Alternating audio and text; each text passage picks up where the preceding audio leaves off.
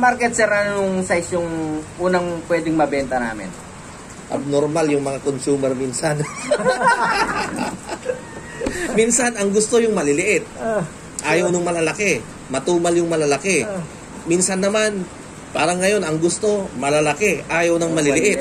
Kasi ngayon, ang daming maliliit na itlog sa palengke. Dahil sa init. Dahil una, sa init, dumami yung small sizes natin. Pangalawa, panahon ngayon para mag-load ng RTL.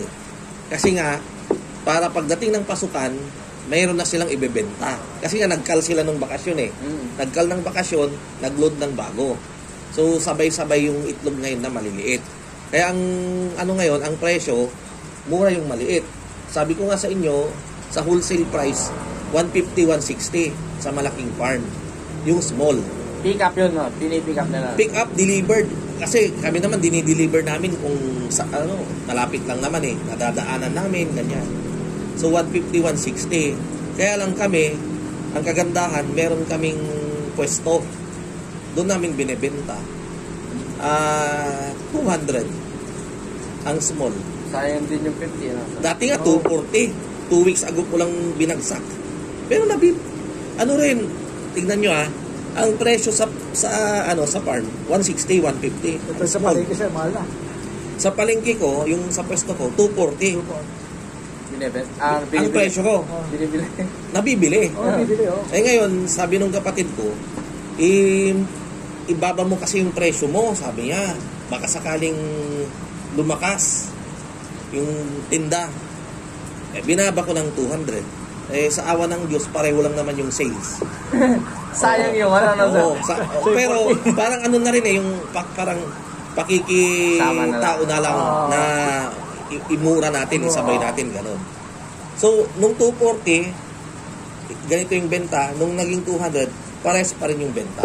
Maintain pa rin. So, ang analysis ko, sa yung consumer. Hindi, yung consumer. Dahil bakasyon. Konti lang yung consumer na yung wais. Na, doon tayo bumili kasi mura. Kumbaga, kung saan siya nadaan na mayroong itlog, doon na bumibili. Ganon yung ano ko doon. Hindi na mag-ikot pa. Kasi dapat, minura ko, nagbagsak ko ng presyo. Dapat pupunta dumami. Same lang naman. So, ibig sabihin, kung sino yung dumadaan doon palagi, yun naman palagi yung bumibili. Ayan. Kaya lang, mas maganda pa rin yung 200 ko kumpara sa presyong 150, 160. Sa farm. Kaya konti lang yung ano namin ngayon, yung sinusuplayan. Meron din kasing mga buyer ng itlog, wholesaler na talagang halimbawa kung 160, 170 yung 150, 160 yung presyo ng small, baka 140 lang ang kuha nila. Pero kahit 10 truck kukunin niya. Saan kagandahan dyan sir, walang utang Yun, pagkabayad. Kaspukas. Pagkakuha. Pero ano lang tayo, palagi nating isipin kasi nag-normalize na to. Dati-rati kasi mula nung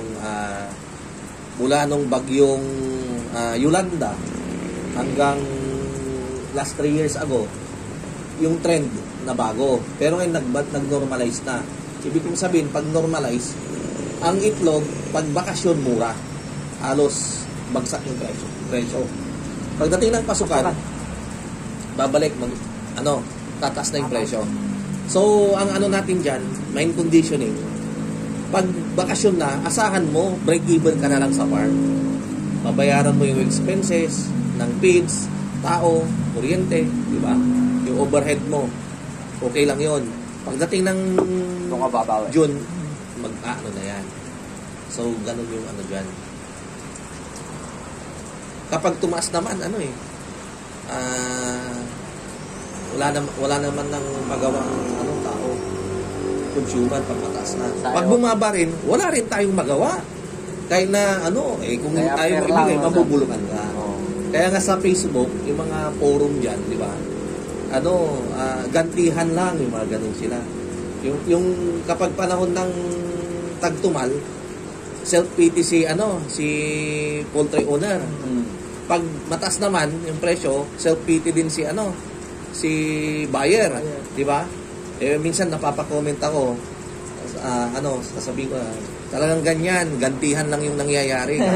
Sa ngayon, panahon natin. Sa susunod, panahon nyo naman. Yung mga ganun. Ano eh, law of, supply and demand lang naman yun.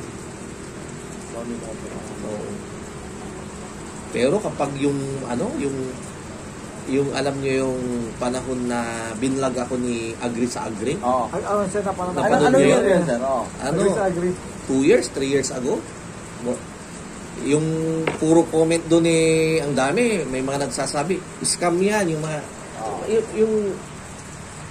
kasi, yung mga netizen, minsan, kapag nakarinig sila ng ganon, at saka ito ring mga vlogger, may mga ibang vlogger, sasabihin, kumita ng 10 milyon. Oo. Hindi naman kita yun di ba? Gross Sales yun. lang yun, gross sales yun. Kaya parang, yung mga netizen, nasanay na sa ganon na Napasama, tapos nung try nila. magko-comment na lang sila ng ganon.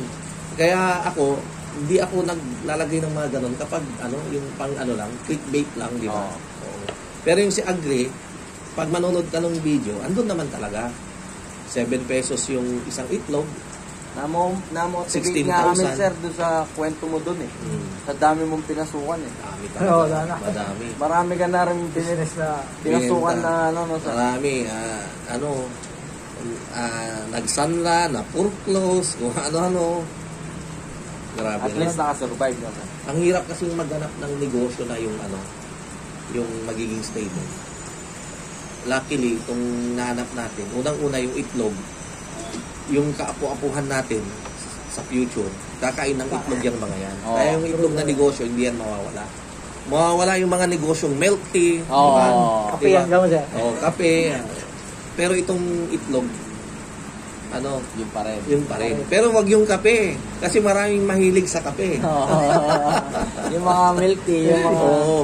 Pero yung mga shake, ganyan, Oo. di ba? Mawawala yan pag nagsawa yung tao. Pero itong itlog, basic needs na yan Kain ka ng kinapay, may itlog. Diba? Pagkagising mo, itlog yung Oo. style. Ang hirap kung naghanap ng ganong negosyo. Kung ano-ano yung napasok ko.